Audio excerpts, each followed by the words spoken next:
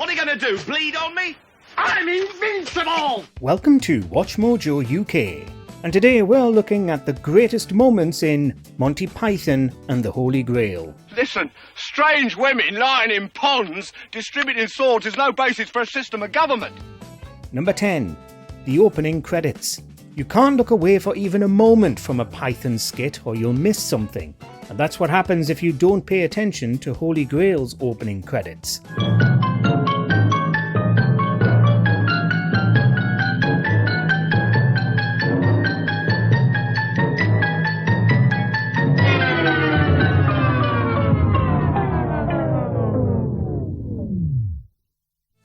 At first, you might wonder if you're in the wrong screening, because there are mysterious Scandinavian subtitles at the bottom.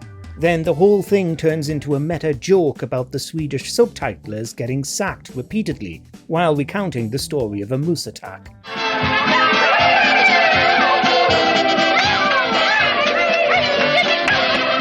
The rest of the credits are littered with moose jokes, and then they get completely redone, except this time they're obsessed with llamas and play South American music.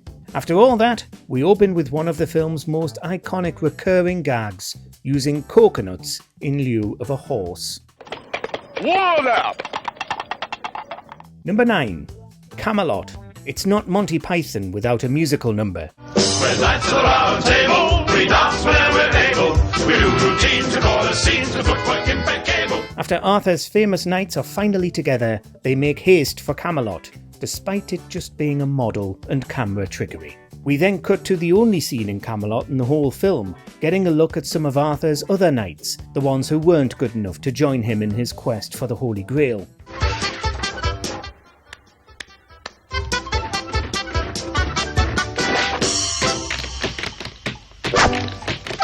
It's a castle full of camp knights performing song and dance numbers, enjoying each other's company, making costumes, and tap dancing on all the tables. After all that, Arthur gets to deliver Chapman's usual refrain of complaining about the silliness, and they don't even bother going inside. Between our quests we seem to invest and impersonate our gable. It's a busy life in Camelot. I have to push the Camelot.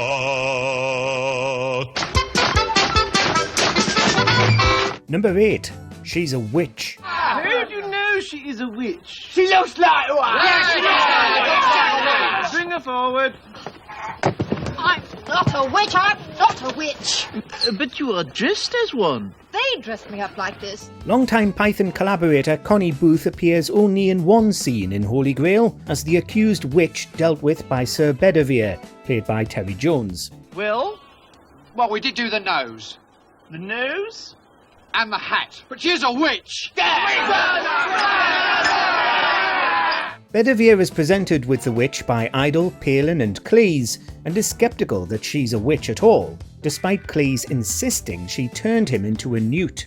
He talks them through it, but far from rescuing her, Bedivere leads them over to his scales to see whether she weighs more or less than a duck. She weighs the same as a duck. She's made of wood. And therefore... A witch!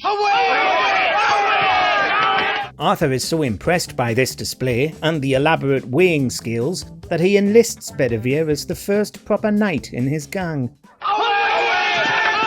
He's a fair cop. Number 7. The Bridge of Death. What is your name? My name is Sir Lancelot of Camelot.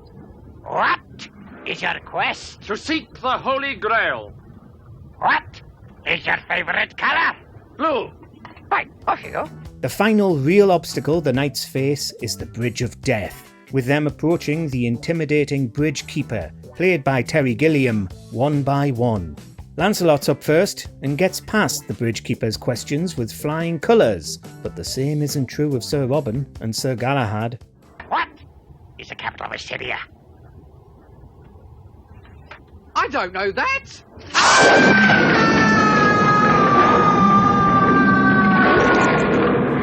Robin's caught out by a question about the capital of Assyria, a trick question by the way, because Assyria had 6 different capitals before it collapsed in the 7th century, while Galahad can't remember his own favourite colour. Arthur, however, defeats the bridgekeeper in a battle of wits, in a callback to the swallow gag from the very beginning of the film.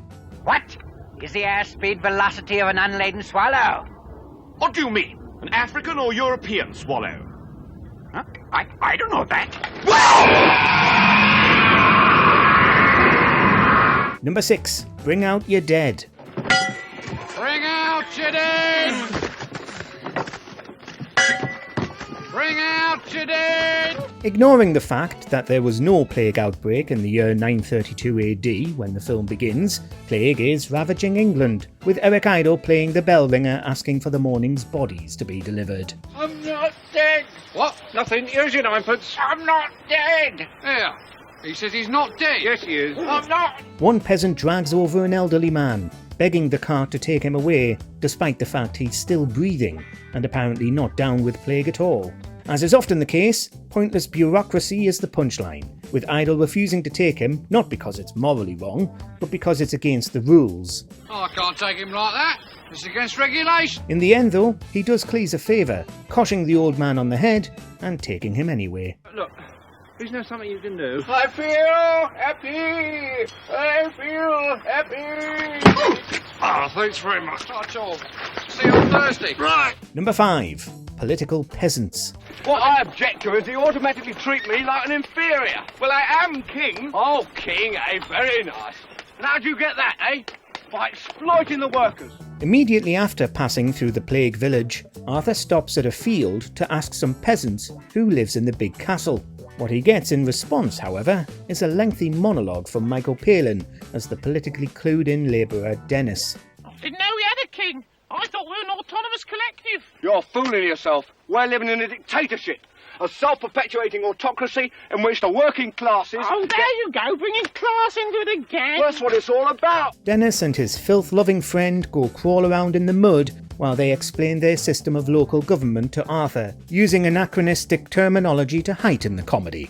I told you, we're an anarcho-syndicalist commune. We take it in turns to act as a sort of executive officer for the week. Yes. But all the decisions of that officer have to be ratified at a special bi-weekly meeting. Arthur gets sick of all the politicking and demands that he shuts up, at which point a peasant's revolt nearly breaks out when Dennis complains about facing royal repression. Come and see the violence inherent in the system! Help! Help! I'm being repressed! Bloody peasant! Oh, what a giveaway. Did you hear that? Did you hear that, eh? Number 4. French Taunt. Well, what are you then? I'm French. Why do you think I have this outrageous accent, you silly king? The knights arrive at a castle and encounter a rude French soldier, played by Cleese, who delivers some of the most memorable insults ever written down. Upon being asked by King Arthur whether the castle's lord would be interested in also gadding about looking for the Holy Grail, he's informed that they've already got one. I don't want to talk to you no more, you empty-headed animal food trough whopper. I fart in your general direction. Your mother was a hamster and your father smelt of elderberry. Then, when he doesn't immediately leave, the Frenchman taunts the group in a way they'd never have anticipated. When the knights still don't leave, the French soldiers decide to launch a cow at them from a catapult, which has the desired effect of dispersing them all. If you do not agree to my commands, then I shall... Jesus Christ! Number 3. The knights who say ni. Who are you? We are the knights who say... Ni. No, not the knights who say ni. The same. Of all the people to run into while walking through the woods, Michael Palin on stilts isn't one of the most likely. But here he is, as the iconic leader of the deadly Knights Who Say Ni, who torment the group with their annoying magic words. We shall say ni again to you if you do not appease us. Well, what is it you want? We want a shrubbery. A what? Ni. They're sent away with the task of getting something nearly as elusive as the Holy Grail, a shrubbery, so long as it's nice and not too expensive. You must return here with a shrubbery, or else you will never pass through this wood alive. Arthur returns having delivered the requested shrubbery, but then discovers that they've changed their name and have also got him stuck in a shrubbery racket, getting endless shrubberies for them. They're ultimately defeated because of their weakness to the word it. It is a good shrubbery. I like the laurels particularly. But there is one small problem. What is that? We are now no longer the knights who say we are now the knights who say eki fatang zoom boing. Number 2. The Holy Hand Grenade. There is. Where? There. What, behind the rabbit? The Grail's location is kept inside a cave guarded by a deadly animal, according to Tim the Enchanter, another character played by Cleese. Everybody's disappointed, however, to learn that the animal is a rabbit. But of course, it's not just any rabbit. Look. Jesus Christ! I warned you. This one is a deadly killing machine that manages to rip the throats out of 3 of them. The only thing that will defeat it is the Holy Hand Grenade of Antioch, brought out by Brother Maynard. O Lord, bless this thy hand grenade, that with it thou mayst blow thine enemies to tiny bits. The hand grenade is delivered, and its confusing instructions closely abided, and when they finally chuck it, the rabbit is slain, and they can continue with their quest. 3 shall be the number thou shalt count, and the number of the counting shall be 3. 4 shalt thou not count, neither count thou 2, excepting that thou then proceed to 3.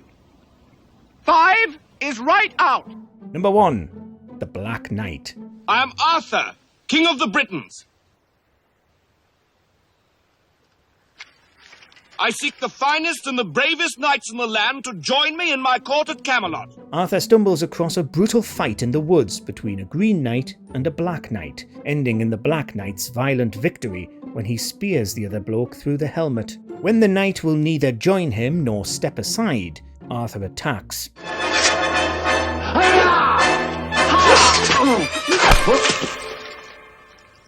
Now stand aside, worthy adversary. 'Tis but a scratch. A scratch? Your arm's off. What follows is one of the greatest comedy sequences ever committed to film, as Arthur chops off the knight's limbs one by one, until he's eventually just a torso and a head.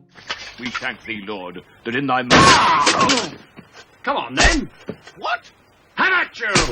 Some of the best one-liners are in this fight, as they squabble about whether the knight has been outmatched as he refuses to back down. Look! Just a flesh wound. Look, stop that! Chicken! Legend has it he's still in those woods today, trying to headbutt anyone who wants to cross the stream. All right, we'll call it a draw. Let us know your favourite Holy Grail quotes in the comments.